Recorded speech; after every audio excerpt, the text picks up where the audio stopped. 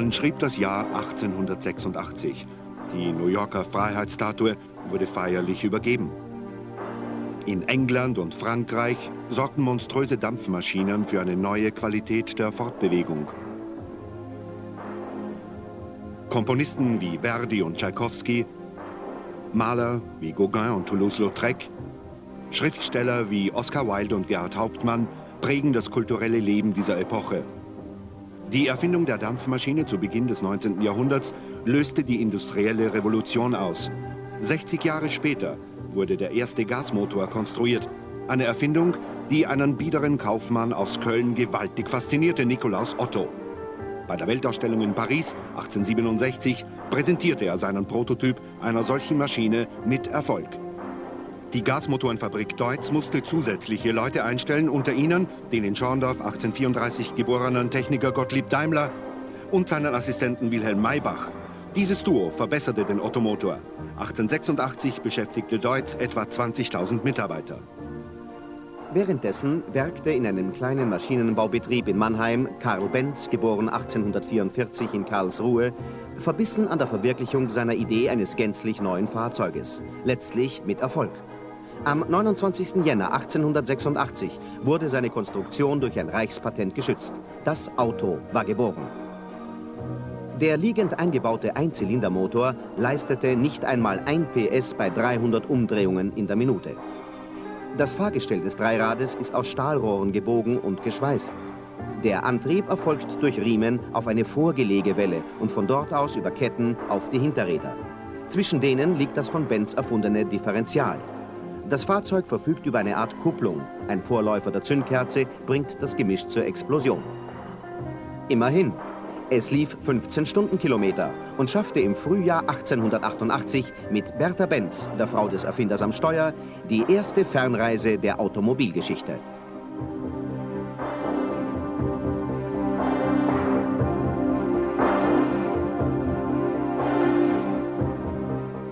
Unabhängig von Benz hatte auch Gottlieb Daimler die Idee eines Automobils, also eines sich selbst bewegenden Fahrzeuges, verfolgt. Er war schon 1882 nach einem Zwist mit Nikolaus Otto bei Deutz ausgestiegen und hatte sich gemeinsam mit Maybach in Cannstatt selbstständig gemacht. Zuerst entwickelten die beiden den Ottomotor weiter. Weniger Gewicht, höhere Drehzahl hieß das Ziel. Maybach, der hervorragende Konstrukteur, unterstützte Daimler bei seiner Arbeit. Nach 2 Jahren hatten sie es erreicht.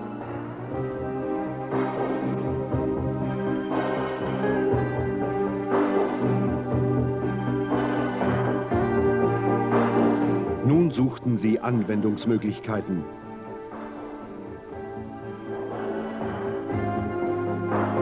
Die beiden verfielen auf das Motorrad. Im Sommer 1885 schwang sich Maybach als erster Mensch in den Sattel und legte los. Stützräder bewahrten ihn vor dem Umfallen.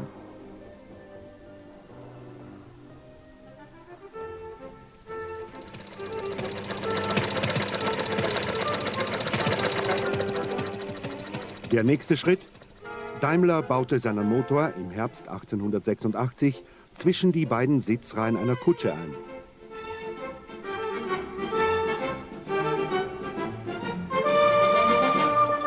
Aber die Polizei verhängte ein Fahrverbot über diesen Teufelswagen, also baute Daimler seine Motoren vorerst in Boote, in Tramways, in Feuerwehrspritzen und sogar in einen Ballon ein. 1889 entstand sein erstes richtiges Auto, angetrieben von einem Zweizylinder-V-Motor, der stolze 1,65 PS leistete. Er präsentierte diesen Stahlradwagen bei der Pariser Weltausstellung und der französische Autohersteller Panhard-Levasseur kaufte von Daimler die Lizenz. Die ersten französischen Autos mit Daimler-Motoren entstanden. Sein Konkurrent Benz entwickelte 1893 die Achsschenkellenkung, die Voraussetzung für seinen ersten vierrädrigen Wagen, den er stolz Victoria nannte. Im gleichen Jahr brachte Benz das einfache und robuste Velo auf den Markt, ideal für große Stückzahlen. Das Velo war das erste Serienauto der Geschichte.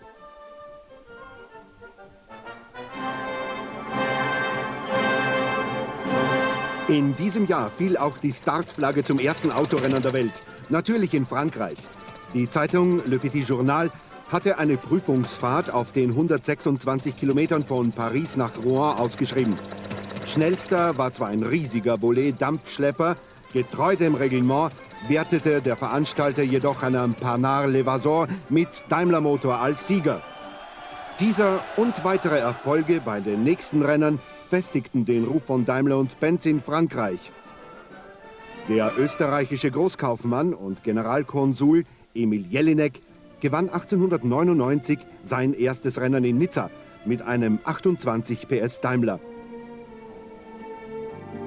Der Hobbyrennfahrer startete unter dem Pseudonym Mercedes, dem Namen seiner Tochter.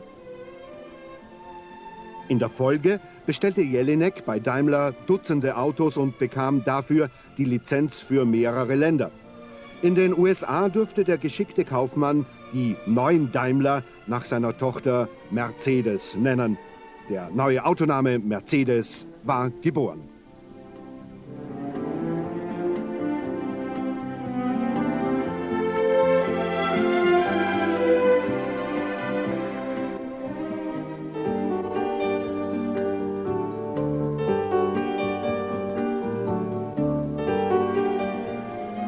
Gottlieb Daimler hat das alles nicht mehr erlebt. Er starb am 6. März 1900. Damals konnte noch niemand ahnen, dass die Weichen zu einem der größten Unternehmen der Welt gestellt worden sind.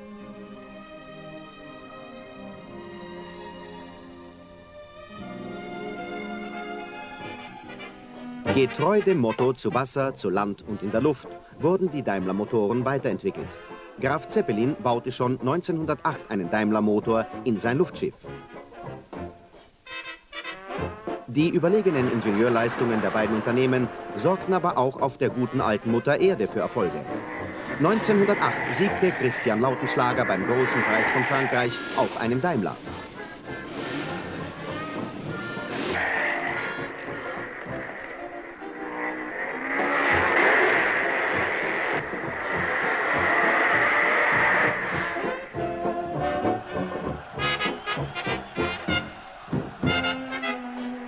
Und 1914 auf derselben Strecke hatten die Deutschen ihre Konkurrenten förmlich deklassiert.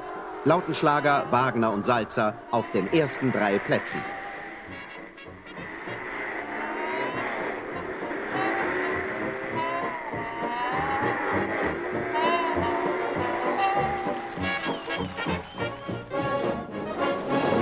Mit dem Ausbruch des Ersten Weltkriegs begannen die Produktionsanlagen der beiden Firmen auf Hochtouren zu laufen. Egal ob bei der Luftwaffe oder bei der Marine, die Schwermotoren von Benz und Mercedes waren in großen Stückzahl überall zu finden. Der erste deutsche Panzer, er kam erst kurz vor Kriegsende zum Einsatz, wurde von einem Daimler-Motor angetrieben. Das wichtigste Fortbewegungsmittel im Ersten Weltkrieg war aber das Automobil.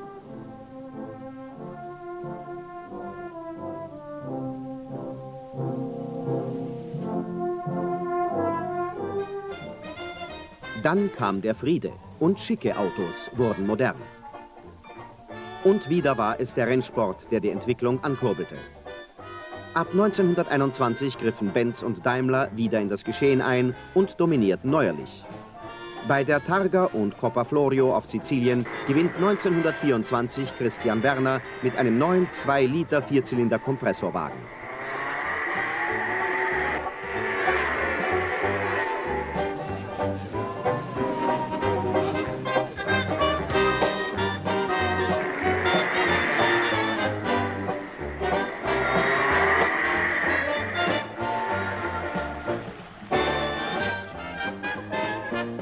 In den Metropolen der Welt waren Daimler- und Benzwagen nicht mehr wegzudenken. Karl Benz, ein gefeierter Mann. Er starb am 4. April 1929. Bei Daimler produzierte man auf Hochtouren. Doch nicht immer waren die teuren und aufwendigen Limousinen ein Geschäft. Mehr Prunk, mehr Zylinder, mehr PS, das brachte zwar Ruhm und Ehre, aber auch leere Kassen. Nachdem noch dazu beide Unternehmer einem Spekulanten zum Opfer gefallen waren, bildeten sie eine Interessensgemeinschaft.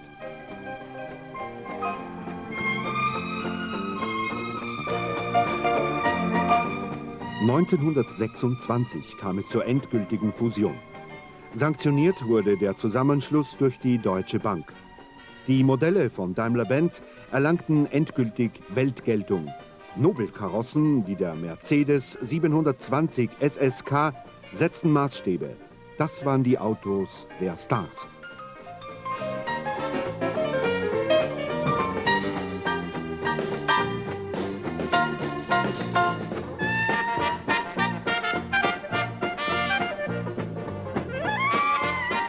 Parallel dazu wurde die Entwicklung der Nutzfahrzeuge vorangetrieben. Das Potenzial, das die beiden einstigen Konkurrenten nun vereinte, garantierte auch auf diesem Sektor eine gewisse Dominanz. Die Konstrukteure hatten auch den Dieselmotor konsequent weiterentwickelt. Von der anfangs stationären Antriebswelle hin zu schnell laufenden Maschinen, die auch in Personenwagen wie dem 260D eine gute Figur machten. Sie eigneten sich auch hervorragend für den Einbau in Schwerfahrzeuge und Luftschiffe. Wie überhaupt die Entwicklung und Produktion von leistungsstarken Großmotoren eine Domäne des Unternehmens darstellte. Einziger Konkurrent in Deutschland war der bereits 1907 von Daimler ausgeschiedene Wilhelm Maybach, der sich selbstständig gemacht hatte. Auf der Suche nach immer mehr Leistung für Schiffe und Schienenfahrzeuge trieben sich die beiden Firmen zu immer neuen Höchstleistungen.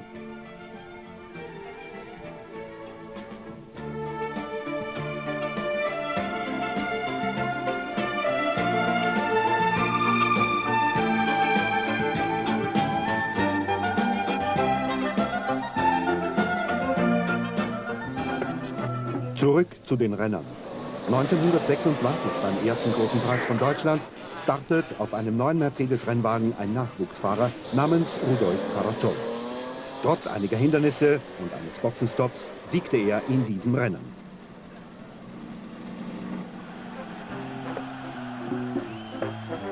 (1929) die legendäre Ulster Rallye Irland. Wieder hieß der Sieger Rudolf Caracciola.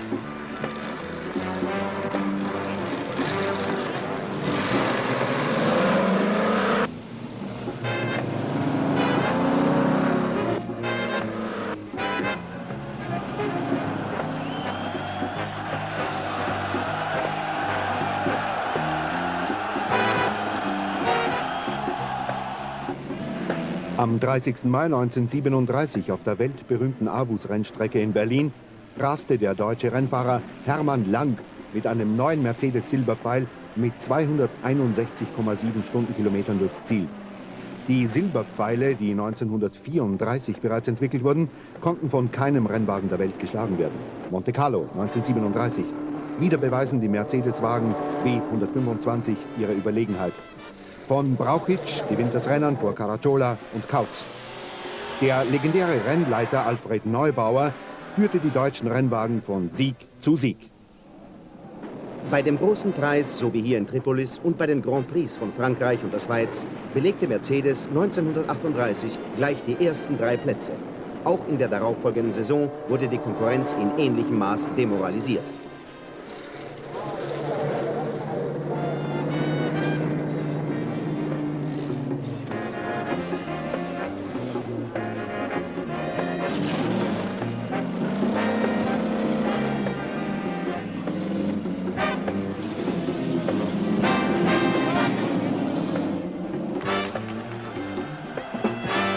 Bei den großen Bergrennen, die überall in Europa sehr populär waren, konnten die Mercedes-Wagen kaum geschlagen werden.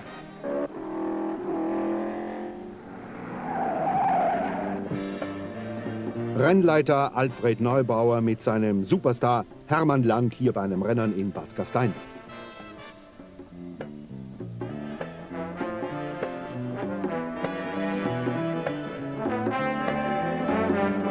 Doch nicht genug. 1939 fuhr Europameister Rudolf Caracciola mit einem stromlinien-karossierten Mercedes-Benz-Wagen einen Geschwindigkeitsrekord von 437 Stundenkilometern.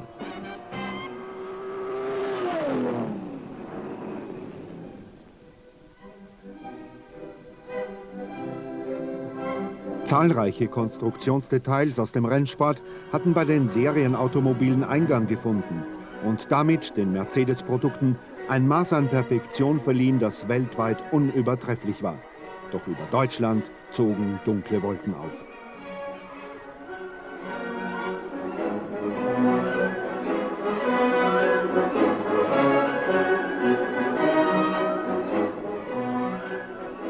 Die Nationalsozialisten, die Mercedes zu ihrer Marke erkoren, brachten zwar weiteren Ruhm, Ehre und Aufträge, aber auch das größte Unglück der deutschen Geschichte.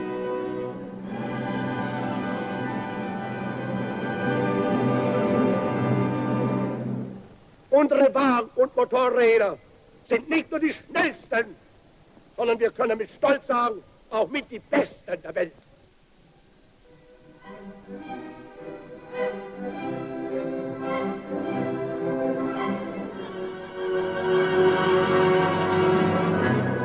Auch Bertha Benz wurde in diesen unglückseligen Rummel einbezogen. Zu Ehren ihres 90. Geburtstags ließ man in Cannstatt die ganze Produktpalette von den Anfängern bis in die späten 30er Jahre auffahren. Wahrscheinlich war noch nie zuvor die Geschichte einer derart revolutionierenden Erfindung so lückenlos dokumentiert worden, zugleich der Lebensfilm einer der faszinierendsten Frauen dieser Epoche. Der Ausbruch des Zweiten Weltkriegs ließ die Produktion bei Daimler-Benz wieder um einiges heftiger laufen. Denn Mercedes-Motoren machten einen beträchtlichen Teil der deutschen Wehrmacht mobil. Die Triebwerke finden sich in Schnellbooten, Jagdflugzeugen und Panzern wieder. Doch die Firmenleitung geht gegenüber den Nationalsozialisten auf Distanz. Das Mercedes-Management agiert höchst vorsichtig und bildet eine Kriegskasse für die Zeit des Friedens. Die Werksanlagen waren völlig zerstört, konnten jedoch aufgrund der Vorsorge innerhalb kürzester Zeit reaktiviert werden.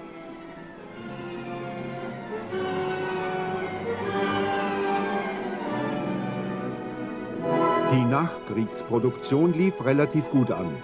Schon 1949 konnte man im Werk Sindelfingen den Zweischichtbetrieb wieder aufnehmen. Um die Erfolge in aller Welt zu präsentieren, bediente sich Mercedes wieder einmal des Motorsports.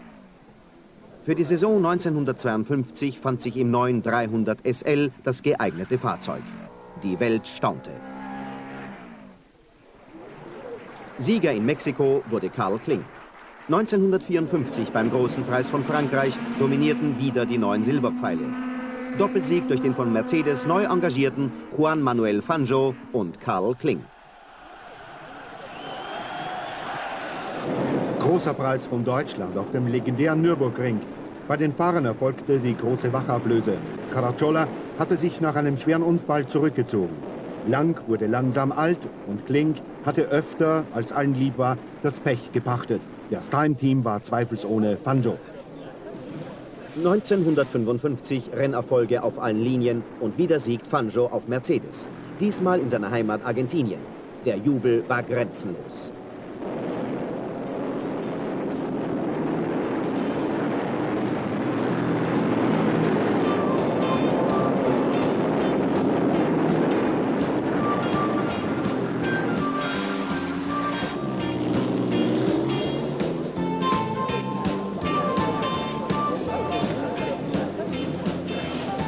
Mille Miglia, die Welt steht Kopf. Juan Manuel Fangio startet mit dem neuen Mercedes 300 SLR.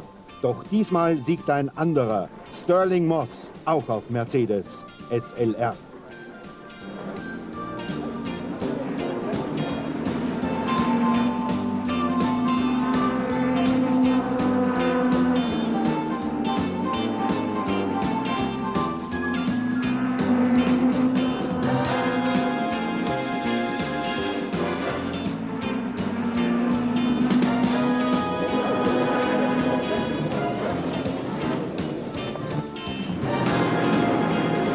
Großer Preis von Belgien.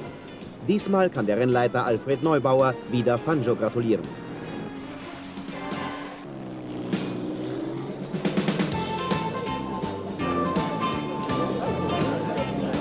Der belgische König überreichte den Siegespokal.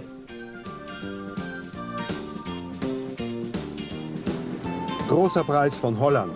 Und wieder Sieg für Fanjo. Zweiter Stirling Moss. Beide auf Mercedes. Die Konkurrenz begann an den Mercedes-Erfolgen zu zerbrechen. Denn sowohl der W196 als auch der SLR waren nicht nur ungeheuer schnell, sondern auch standfest. In seiner Heimat England siegte beim großen Preis von Aintree der junge Stirling Moss. Zweiter wurde Fanjo, dritter Klink.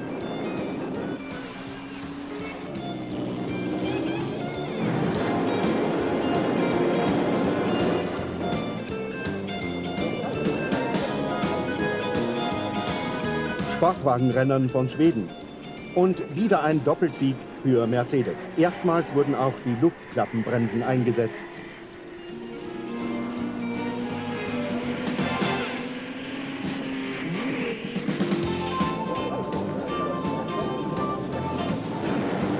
Großer Preis von Italien. Vor 150.000 Zuschauern in Monza siegte Fanjo und wird zum zweiten Mal Weltmeister.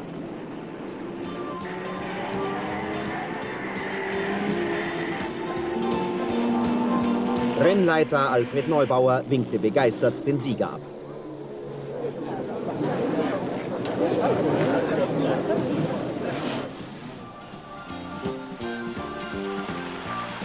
Und bei der 39. Targa Florio am 16. Oktober 1955 siegte wieder der jüngere Stirling Moss mit Co-Pilot Collins. Zweiter Fanjo mit Klink.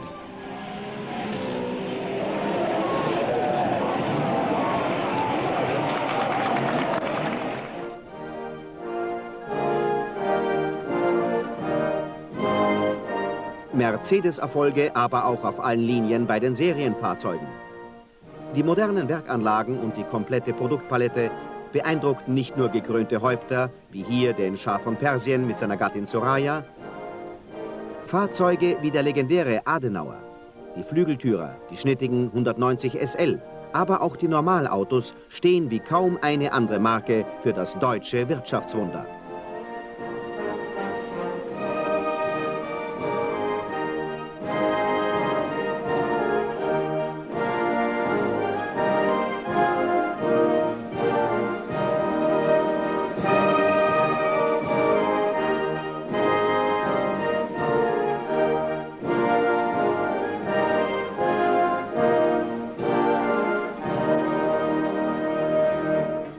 Dieses Wirtschaftswunder symbolisieren in gleichem Maß die unverwüstlichen Nutz- und Geländefahrzeuge mit dem Stern im Kühlergrill.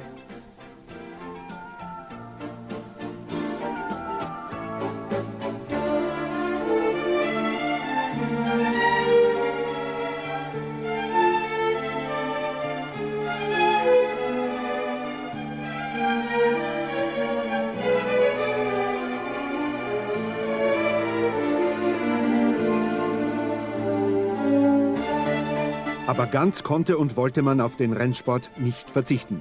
Statt hochkarätiger Grand Prix-Wagen wollten die Stuttgarter nun beweisen, dass auch die ganz normalen Serienfahrzeuge für Siege gut sind. Vor allem in Langstreckenbewerben und bei Tourenwagenrennern. Die Rechnung ging auf. Veranstaltungen wie Liège, Sofia, Liège, eine der härtesten Belastungsproben quer durch Europa, zeigten den 220er und auch den SL als Siegertypen unter kundiger Hand, wie hier Eugen Böhringer.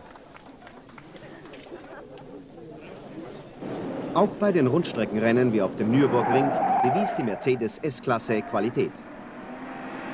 Die wahre Meisterschaft des Mercedes-Teams zeigte sich Anfang der 60er Jahre jedoch bei den Langstreckenbewerben unter extremsten Bedingungen. Die Nobelwagen im Rallye-Look gewannen zwischen 1961 und 1964 in ununterbrochener Reihenfolge in Argentinien. Eugen Böhringer, das Aushängeschild der Stuttgarter in diesen Jahren, war auch auf dem südamerikanischen Kontinent unschlagbar.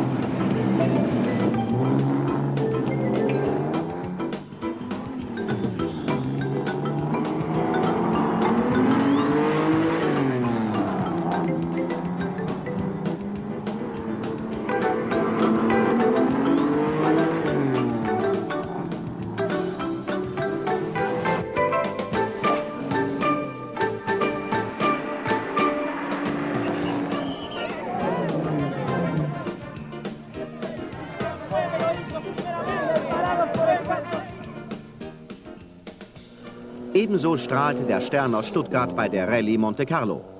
Doch nicht nur Rennerfolge waren wichtig. Die Krönung der Serienfahrzeuge war das Modell 600, das Auto der Superlative, ein Welterfolg.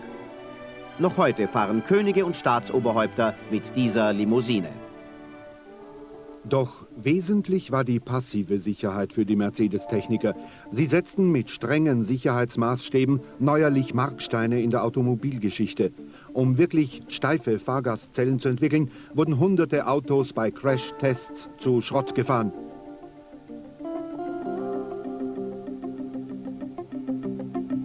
Mercedes leistete sich aber auch als einer der ersten Automobilhersteller rollende Versuchsträger wie den C111, der nicht nur bei Autoshows für Aufsehen sorgte. Diese rollenden Labors dienten in den verschiedenen Ausführungen sowohl der Erprobung aerodynamischer Details wie auch neuer Technologien.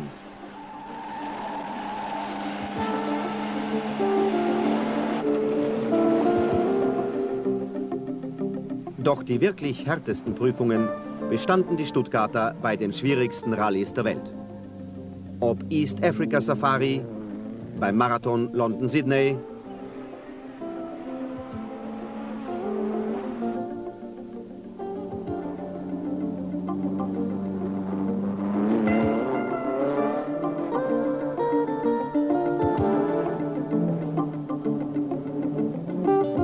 aber auch beim härtesten Belastungstest für Serienwagen überhaupt, der von Juan Manuel Fangio initiierten Südamerika-Rallye.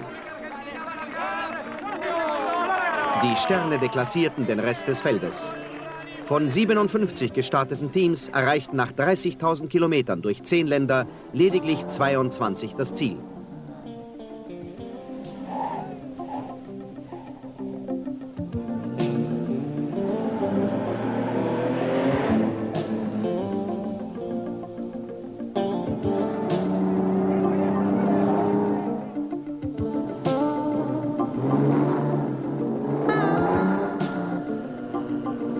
Die ersten 5 waren Mercedes. Wie schon beim Marathon London-Sydney hieß der Sieger in Südamerika Andrew Cohen. In der Serienkategorie trat Mercedes 1972 mit einem völlig neuen Modell zu einem Rennen an, um die Gunst der Käufer. Völlig neu entwickelte Motoren der S-Klasse boten optimale Voraussetzungen. Vom 280S bis zum Spitzenmodell 450 SEL 6,9 mit hydropneumatischer Federung.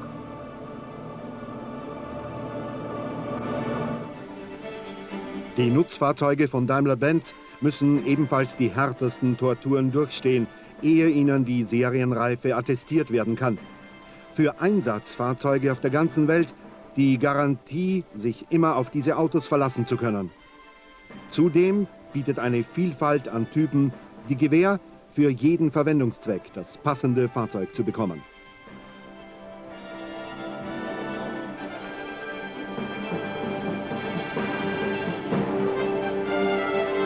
Einen Mercedes zu pilotieren, dieser Faszination können sich auch die besten Autorennfahrer nicht entziehen.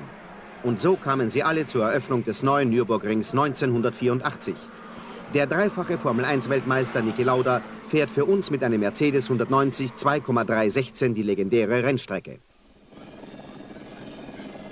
Wir fahren also hier jetzt einmal eine Runde am neuen Nürburgring, der in meinen Augen einer der modernsten und sichersten Rennstrecken der Welt ist heute. Sicher in Bezug auf Sicherheit, was die Zuschauer angeht, in erster Linie und in zweiter Linie für die Fahrersicherheit. Von Fahrt bei Start und Ziel vorbei im 5. Gang. Ich fahre hier mit einem Mercedes 16-Ventiler Tourenwagen, den man natürlich nicht mit der Formel 1 vergleichen kann.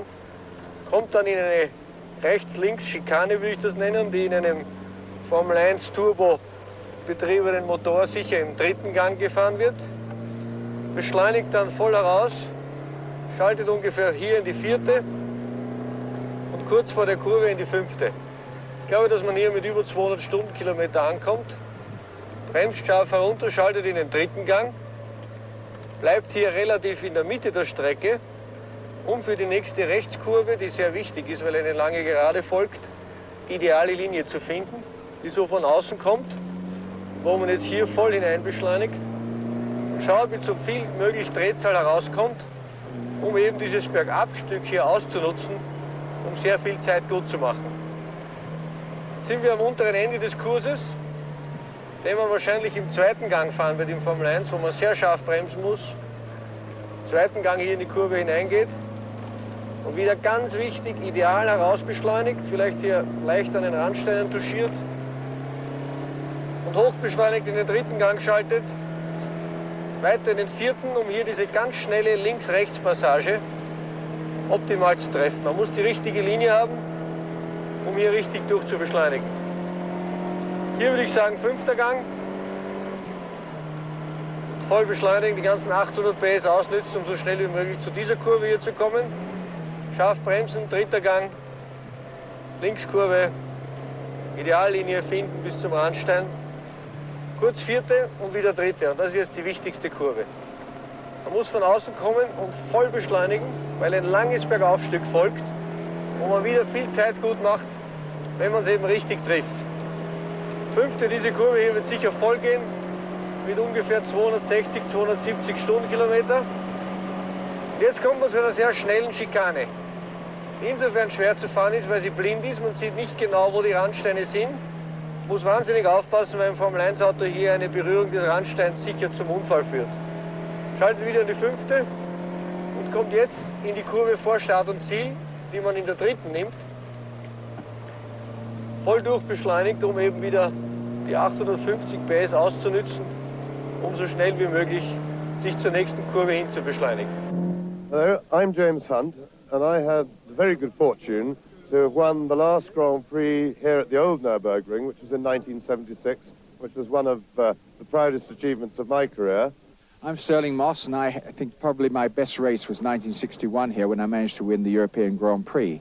I think the new facility is probably the greatest thing since Rome, when they had the bullfighting. Mein Name ist Hans Hermann und ich habe natürlich schon viele Rennen hier gefahren, wie alle, die wir hier stehen. Einmal konnte ich sogar gewinnen gegen meinen Freund Stirling. Mein Name ist Udo Schütz. Ich bin in der Nähe des Nürburgrings zu Hause. Ich habe eine Vielzahl von Rennen hier gefahren. Den größten Erfolg am Nürburgring, den Gesamtsieg 1967. Hello, I'm Jack Brabham, and very pleased to be here at the opening of the new Nürburgring circuit, which I feel is a fantastic looking circuit, and having driven around it, I'm sure it's going to suit the modern racing cars very much. Hello, I'm John Surtees. I think myself very fortunate having been able to race motorcycles, sports cars and Grand Prix cars on the old Nürburgring and having one in each. I think it is a very good feature in that we've now been able to produce this new circuit which will allow Grand Prix racing to again return to the Eifel and to the Nürburgring with a new lease of life. Hello, I'm Elio De Angelis. I've been here in the old Nürburgring in 77 and was my second race. So I don't have a lot of experience on the long circuit, but I like very much the new track, and I think it's better for the actual Formula One cars. Hello, my name is Keke Rosberg, and I'm very pleased. No, my name is Jacques Lafitte, and I was on the old Nürburgring I won on a Formula 2 race. I won on a prototype with Alfa Romeo. I think the new track is really fantastic for Formula One. I enjoy to be there today with Denis Hulme and John Surtees and all my friends on Formula One. Hello, my name is Alain Prost. I'm very happy to be there today because I never raced on the old track. And I'm very happy to see a country like Germany build a very, very good new track, very safe and I think very successful for Formula One most of the time in Formula One. Hello, my name is Carlos Reutemann, and I think the new track is adapted for a new modern Formula One. Thank you. Hello, my name is Ayrton Senna. I am from Brazil, and I'm very pleased to be here on the opening race of Nürburgring, and hopefully we'll be here in later October with the Formula One Grand Prix. Thank you. Hello, my name is Dennis Holm from New Zealand. I won the Grand Prix here in 1967 on the old Nürburgring, and I like very much to drive a Grand Prix car on the new ring. I think it would be a tremendous place. My name is Alan Jones, and I'm very honoured to have been asked here by Mercedes-Benz to participate in the first race at the new Nürburgring. I think it's a fantastic circuit. My name is John Watson. I'm also very happy to be here at the inaugural meeting of the new Nürburgring circuit. My name is Phil Hill. I'm very impressed with what you all have done here at the new Nürburgring. I will always miss the old track, but at the same time, time marches on. This is a wonderful establishment here now. Let's hope that there are many years in the future for this track as the old one had from 1927 until now. Thank you very much. It's wonderful. My name is Jody Schechter. I find the new circuit very interesting because it's not flat. It still goes up and down. I enjoy driving it, but I haven't driven enough to comment properly. Thank you. Mein Name ist Niki Lauder. Ich bin hier seit 8 Jahren wieder das erste Mal am Nürburgring. Und ich finde, die Strecke, die hier gebaut wurde, ist einzigartig auf der Welt, was die Sicherheit und die Anlagen über den Nürburgring angeht. Ich finde es einfach fantastisch, hier wieder zu sein, unter diesen modernen und guten Bedingungen. Eröffnet wurde die neue Strecke mit einem Rennen, das es mit dieser Startliste nie mehr geben wird. Die besten Rennfahrer aller Zeiten auf identen Mercedes-Fahrzeugen. Dass damals ein ganz junger Rennfahrer Ayrton Senna gewonnen hat, ist eigentlich fast nebensächlich.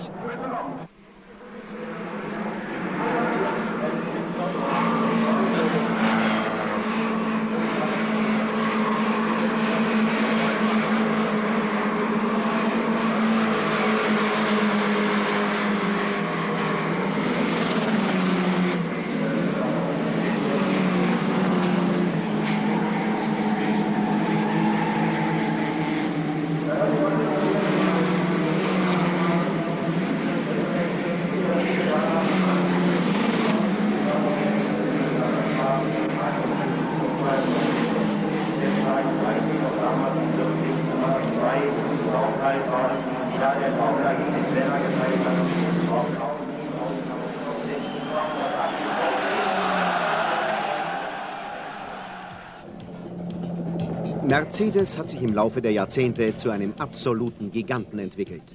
Zu einem Wirtschafts- und Machtfaktor, wie er zumindest in Deutschland einmalig ist. Mercedes-Benz beschäftigt heute weltweit 490.000 Mitarbeiter. Rund 500.000 Autos verlassen jährlich die Fließbänder. Der ganze Fahrzeugbereich als Basis ließ die Unternehmensgewinne trotz aller Krisen wie Erdölschock stetig wachsen. Denn Mercedes-PKWs sind eine Klasse für sich, egal in welcher Klasse sie antreten.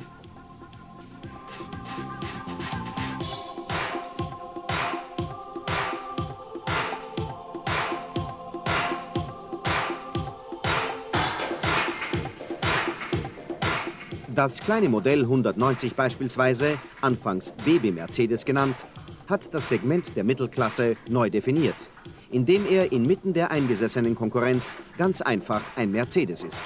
Mit allen Attributen, die einen Stern eben auszeichnen. Aber damit ist Daimler-Benz schlagartig auch für einen Kundenkreis attraktiv geworden, den das Image der Marke vorher zu nobel oder zu konservativ war. Diese Linie der edlen Sportlichkeit wurde konsequent auch bei den größeren Modellen weiterverfolgt.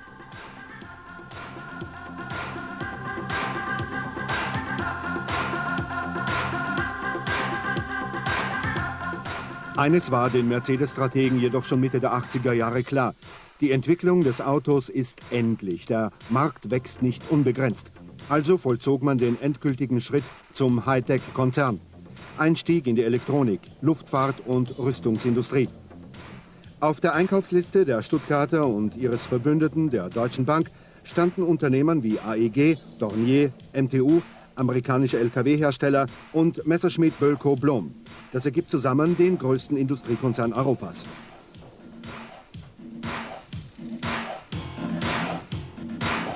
Diese Entwicklung war nur möglich, weil unsichtbar der Leitspruch Gottlieb Daimlers durch das gesamte Unternehmen weht.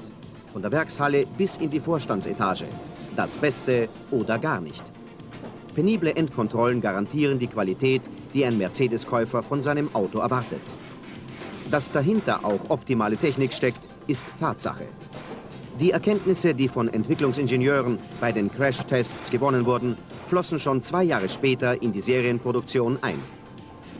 Sicherheitslenksäulen, Lenkrad mit Pralltopf und abgerundete Armaturenbrettkanten und Ähnliches. Seit 1961 sind Verankerungspunkte für Gurten serienmäßig. Zweikreisbremssysteme, später ABS, weiterentwickelte Airbags und Gurtstraffer folgten im Laufe der nächsten Jahre.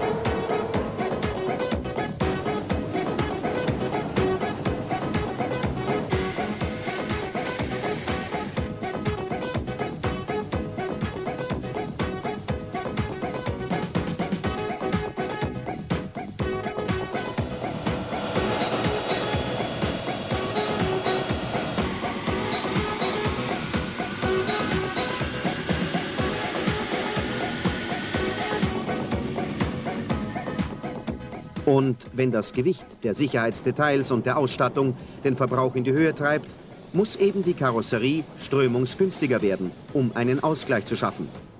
Um das Ziel zu erreichen, nutzte Mercedes als erster europäischer Hersteller die Erkenntnisse aus dem Windkanal.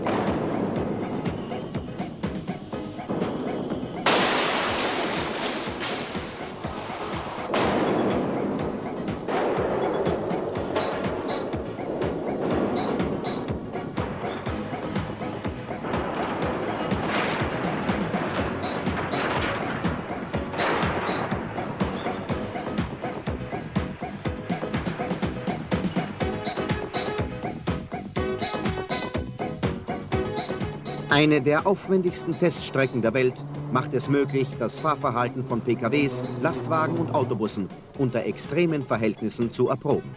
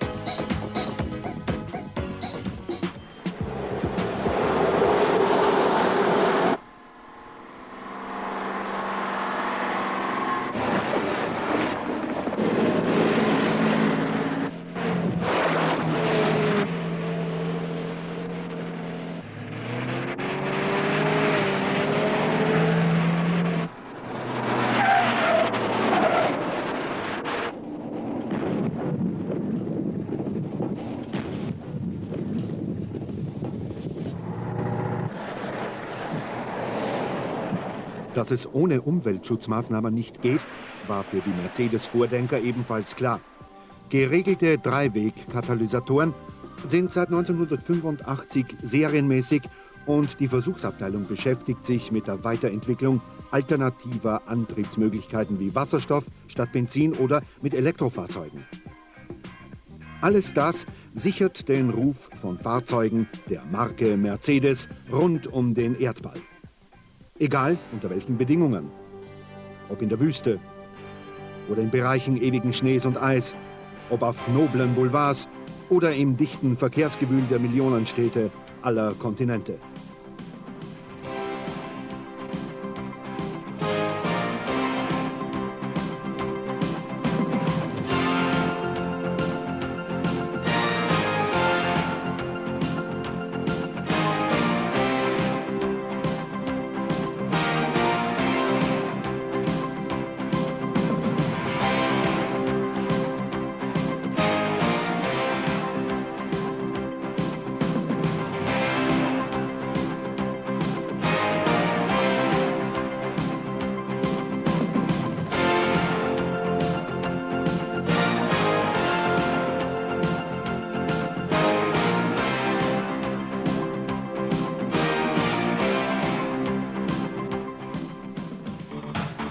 Doch immer wieder kehren Mercedes-Autos auf die Rennstrecke zurück. Nach einem vorsichtigen Herantasten über das Schweizer Sauberteam sind die Mercedes-Silberpfeile in der Gruppe C wieder offiziell in eine der höchsten Rennklassen eingestiegen. Und sie siegten auf Anhieb. Viele hatten nach diesen Erfolgen eine Rückkehr der Stuttgarter in die Formel 1 erwartet. 1991 entschied sich die Firmenleitung jedoch anders.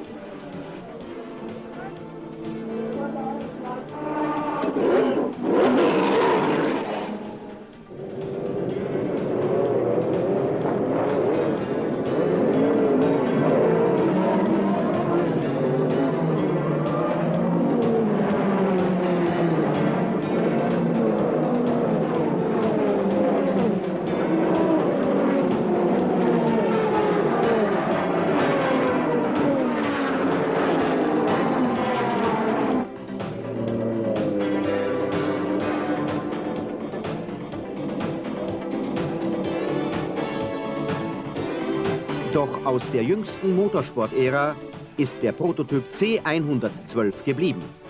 Für den Liebhaber mehrere Millionen Mark boten. Ob er gebaut wird, steht in den Stuttgarter Sternen.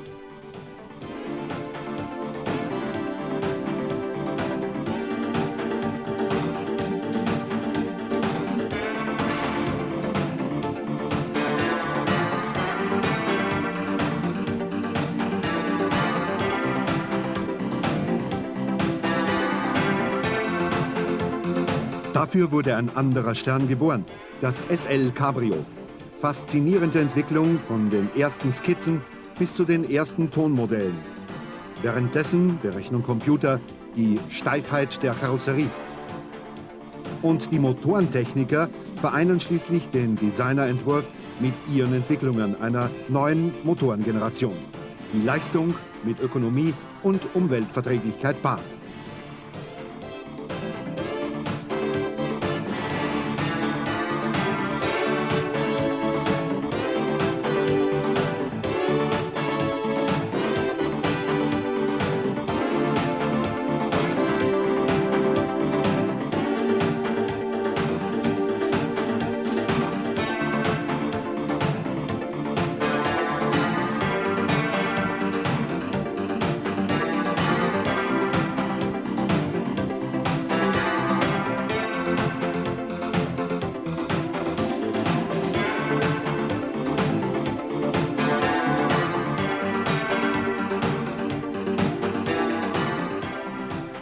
Bremsanlage und Fahrgestell müssen dieser Kraftentfaltung ebenbürtig sein.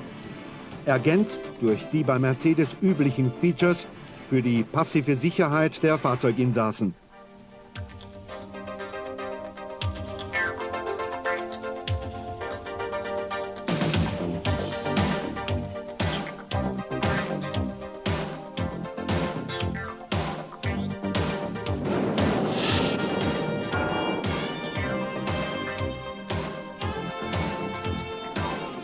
Dazu zählt auch der Überrollbügel, der bei einem Überschlag automatisch hochgeklappt wird.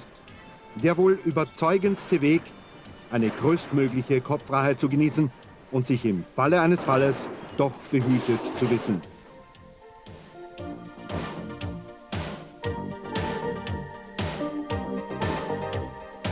Ein Traumauto.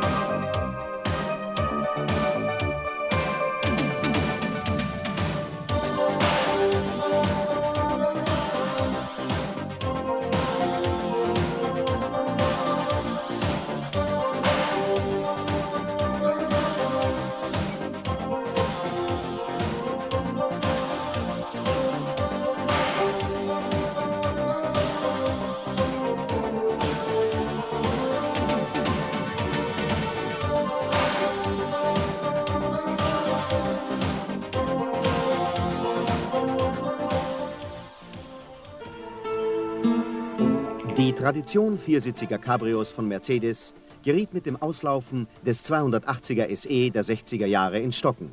Nach mehr als 2 Jahrzehnten gibt es wieder eines, auf Basis der mittleren Mercedes-Reihe.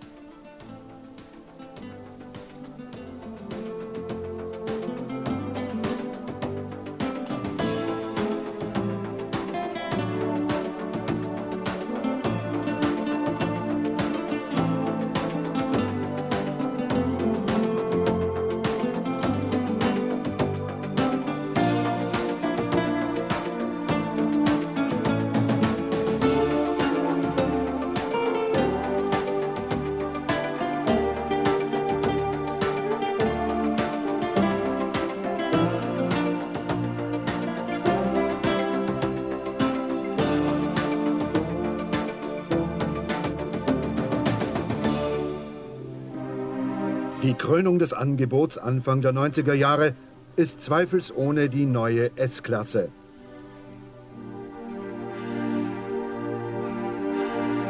Auch wenn Kritiker darin ein bisschen des Guten zu viel sehen mögen.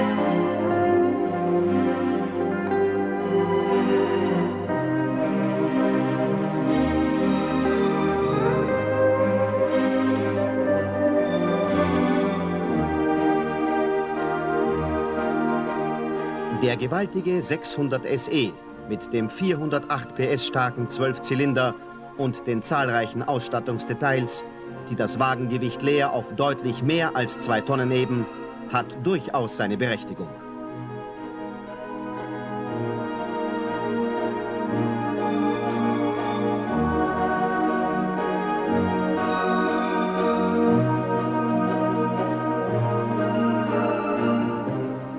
Er zeigt ganz einfach das heute Machbare im Automobilbau. Eine notwendige Standortbestimmung einerseits und zugleich Vorgabe für die Konkurrenz und alles Weitere aus dem Hause Daimler-Benz. Dort, wo die Entwicklung des Automobils einstens begonnen hatte, weiß man auch um die Verantwortung.